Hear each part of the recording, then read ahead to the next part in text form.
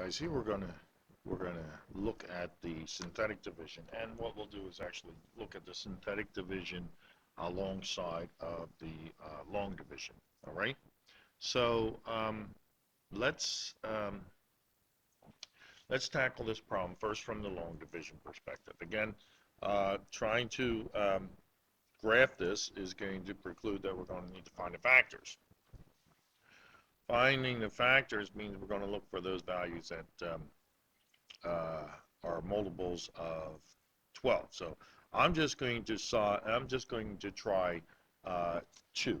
Okay, I'm going to try x equals 2 as one of my factors, which mean one of my intercepts, which means my factor is x minus 2. So I'm going to presume it works. I'm going to show you I know it works. So I'm just going to do the long division just for the sake of saving some time. So x minus 2 into x to the fourth minus 2x cubed minus 7x squared plus 8x plus 12. Now remember, I have to make sure that all my powers are represented. If not, I have to put in the 0 coefficient.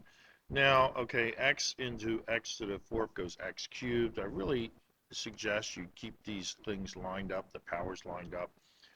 So that's x to the fourth minus 2x cubed, okay? Now when I subtract, notice what happens. I lose the x to the fourth. I also lose the 2x cubed. So I got to bring down the next two terms so I can do my next round of division. All right. So x into negative 7x squared is going to go minus 7x. I'm going to bring that up here, minus 7x. Okay. And now I'm going to say, okay, negative 7x times x is negative 7x squared. Negative 7x times negative 2 is minus 14x. Got to be careful about your signs here.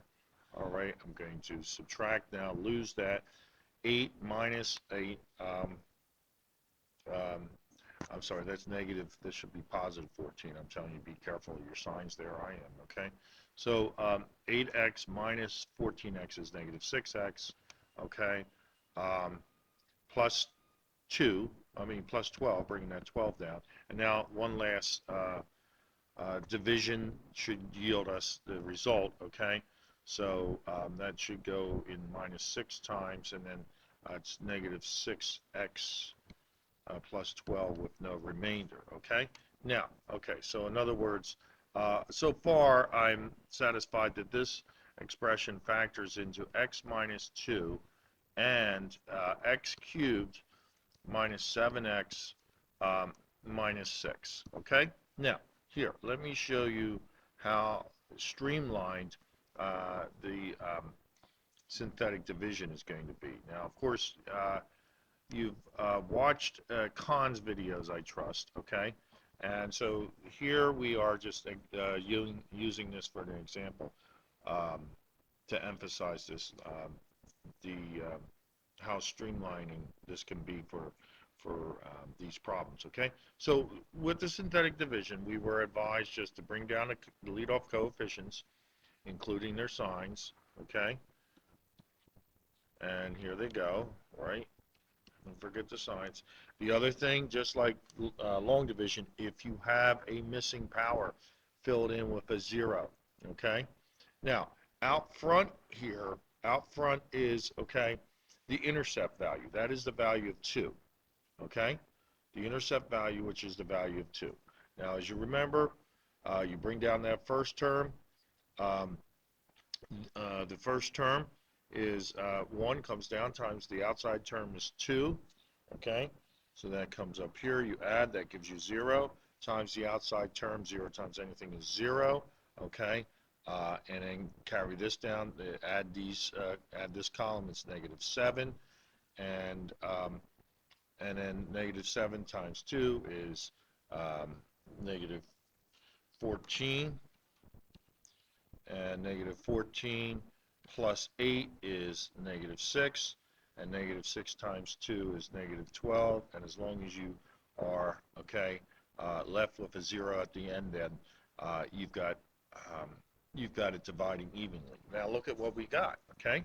We had whereas these coefficients represented the fourth power, the third power, the second power, the first power, and the zero power.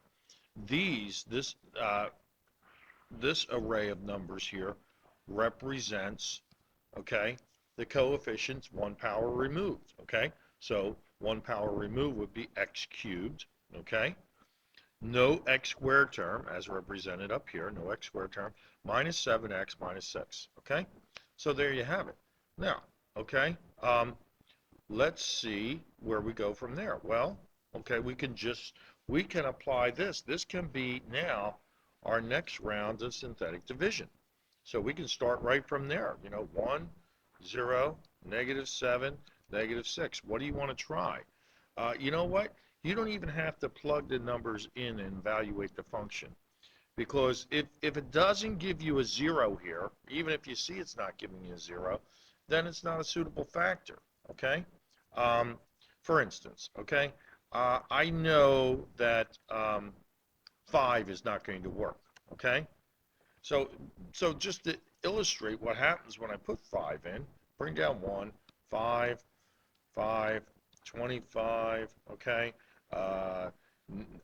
18, and of course 18 is 9. I clearly can see this is not going to 0, okay? So I'm not even going to go any further. If that last column does not add the 0, if you can see it's not getting there, then just try another factor.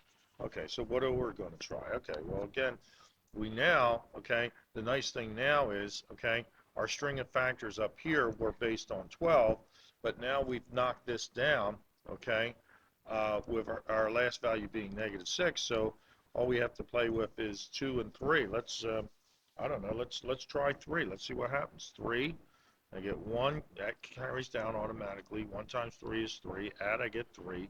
3 times 3 is 9.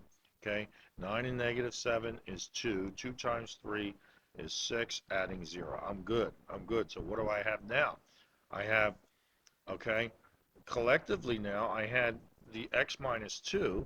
Okay, I'm going to bring this down. I had the x minus 2. I divided it by the x minus 3, and what came out? X squared plus 3x plus 2. And of course that hopefully will factor x minus 2, x minus 3, and this does. It's what? X plus 1 and x plus 2. So now I've got this expression completely factored, okay? And I can go and construct my graph, okay? We'll come back and do another example for you, but that's showing you how streamlined this can be, okay? Here we go.